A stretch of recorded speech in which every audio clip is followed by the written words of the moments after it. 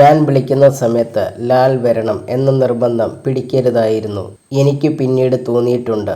വിട്ടുപിരിയാൻ പറ്റാത്തത്ര ലാലുമായി അടുത്തു പോയിരുന്നു ഞാൻ. അയാൾ മാഞ്ഞു പോയപ്പോൾ എൻ്റെ മുന്നിൽ സിനിമാ ലോകം ശൂന്യമായ വെള്ളത്തെപ്പോലെ കിടന്നു. പുതിയൊരു ലോകം കെട്ടിപ്പടുക്കേണ്ടതുണ്ട് എന്ന കടുത്ത യാഥാർത്ഥ്യത്തിന് മുഖാമുഖം നിൽക്കുകയായിരുന്നു ഞാൻ.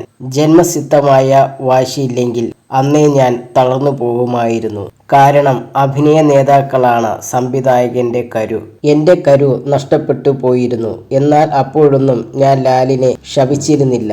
അയാളെ ഓർത്ത് ഞാൻ മനസ്സിൽ കരഞ്ഞു. സത്യൻ അന്തിക്കാട് പറഞ്ഞു. മോഹൻലാലിനെ നായകനാക്കി സത്യൻ അന്തിക്കാട് ഒരുക്കുന്ന ഏറ്റവും പുതിയ ചിത്രമാണ് ഹൃദയപൂർവ്വം.